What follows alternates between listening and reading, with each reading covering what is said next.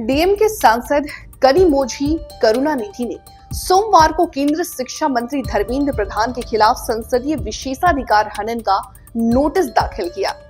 ये नोटिस धर्मेंद्र प्रधान द्वारा संसद में तमिलनाडु की शिक्षा प्रणाली और 3 भाषा नीति पर उनके इस रुख के बारे में की गई टिप्पणियों से संबंधित है।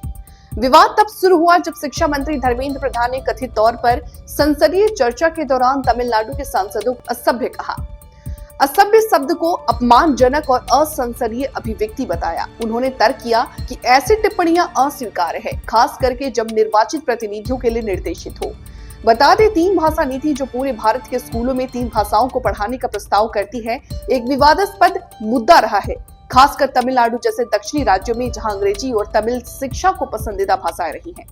डीएम के पाठ्यक्रम के हिस्से के रूप में हिंदी को लागू करने के अपने विरोध के बारे में मुखी रही है। इसे छात्रों के लिए एक अनावश्यक बोझ कहती है। अपने बयान में कनिमोझी ने दक्षिणी और उत्तरी राज्यों के बीच विकास में असमानता को उजागर किया, खासतौर पर जनसंख्या नियंत्रण के संदर्भ में।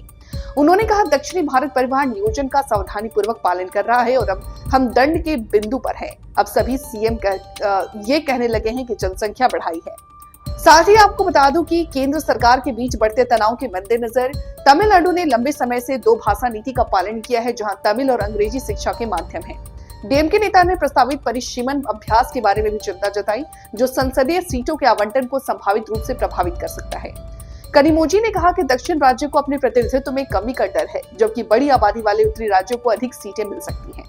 Since last 2 days in Lok Sabha and also today here and in Tamil Nadu, certain things are going on. So let me first clarify.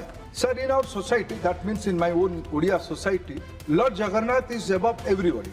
The king of Puri, which really is not a king, is a very philosopher kind of person. He is the living deity to all Odiyas, all Sanatanis. My king married to the queen of Kanchi. So my mother is from Tamil Nadu. Sir, I am a son of Tamil Nadu's lady. And here is a coincidence. Here the issue has been raised by none other than one of the very respectable member of this house, Dr. Kanimozhi. In other house, yesterday, another Kanimozhi is very respectable, very personally. Both of them are my sisters. Again, I am a Odia. I am a believer of Lord Jagannath. In my civilization, my society, mother and sisters are above everything. If I hurt anybody in any of my words, again I beg apology, but I will beg apology 100 times. No prestige issue from my side. But you have to face the truth.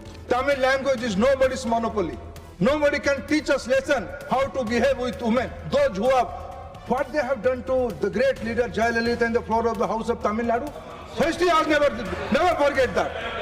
They cannot teach us lesson. They cannot teach us lesson. They should have peasants to listen that. What they have done to the great leader Jayalalitha in the floor of the house of Tamil Nadu.